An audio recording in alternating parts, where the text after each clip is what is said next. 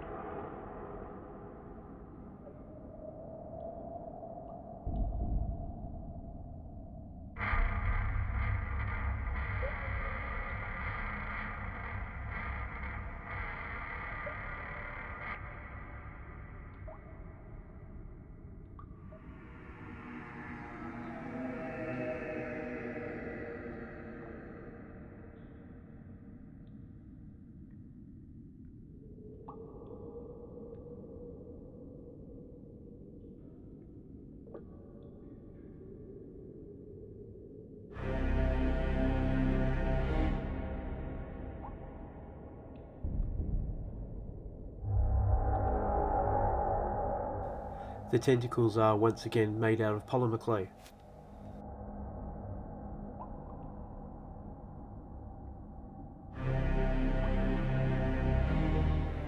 Here I'm just making sure that the bottom of the trap doesn't interfere with the rotating dial. This will be the tightest point that any of the traps fit in any parts of the Deathtrap Dungeon.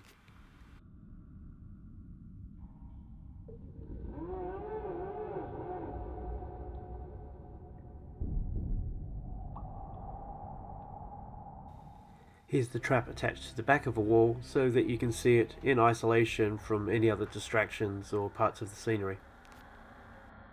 Next is a giant blade trap. This looks like an oversized sword, and it drops down from a slightly hidden vertical position on the wall just as you pass it.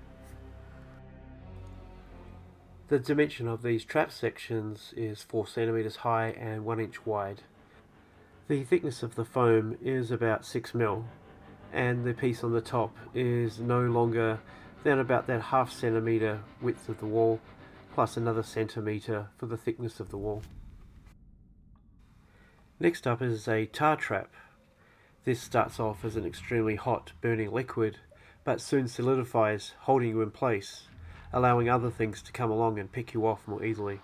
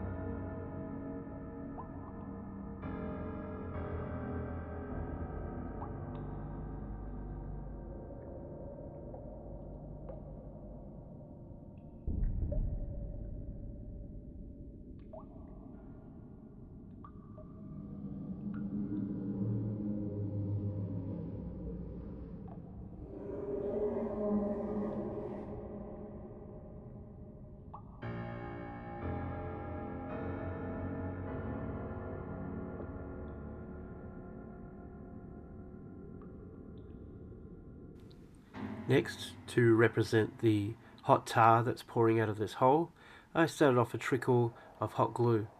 As I ran it down towards the bottom, I made sure that I set the glue flat on a piece of plastic.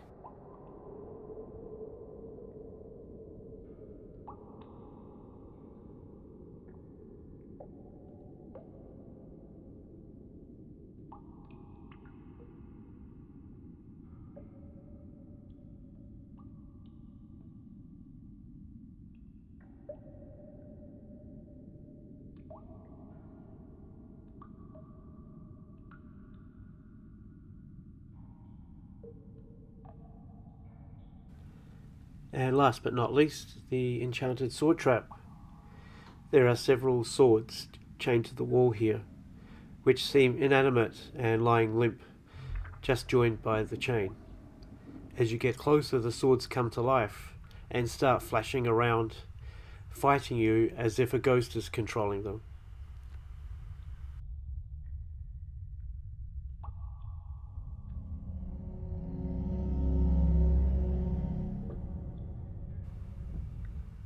The chains that will bind the weapons to the wall are some old pieces of jewellery chain and some different components from earring studs.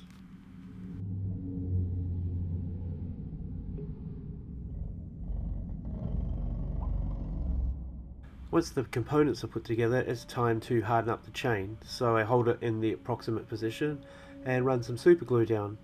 Once that starts to stiffen a little bit more, I'm more specific about where I want it to go, and then dab just a little bit more of that glue over. Wait a little while, and then the chain's permanently held in that place.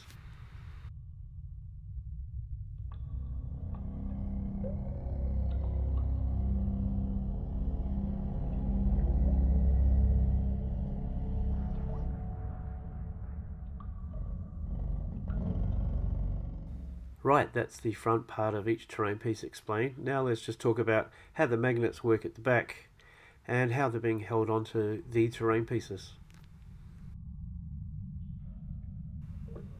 So here you can see I'm using these much smaller but more powerful magnets, burning a tiny hole in the back and then setting the magnet in some tacky glue and waiting a little while for that to dry. Here's where I experimented on anchor points. I tried a drawing pin, that was too big. These small pins work perfectly, and then I just had to find the right distance. If the pin's too close to the edge of the wall, then the magnet will hold the piece away from the wall a little bit. If the magnet is held back a long way because the pin is just at its range, then it'll be held tightly against the wall.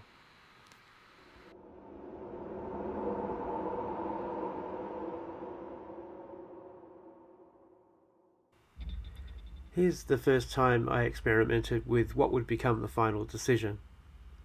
I tested that there was space for the trap to sit in the area that the pieces had to walk by, and I tested that with a bit of a bump or a jostle, the trap would stay in place. As it turns out, they pretty much stay in place even if you turn the piece on its side or hold it upside down.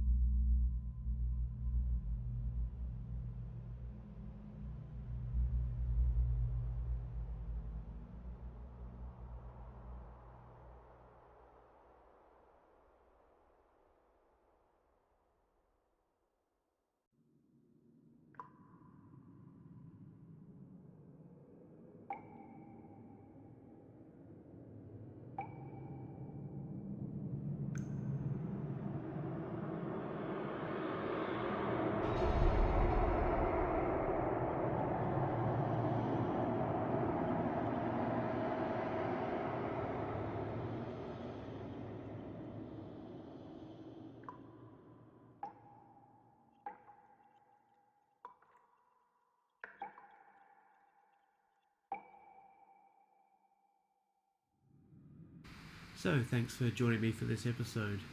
Here are the 4 homemade customized cards for those traps. So that's 4 down, and to give you an idea about how long the series is going to go, here's all of the other ones that are left. Knowing that 4 more of those are already down, I'm really looking forward to showing you the next part of this series. Thank you for watching this far, and I'll catch you again.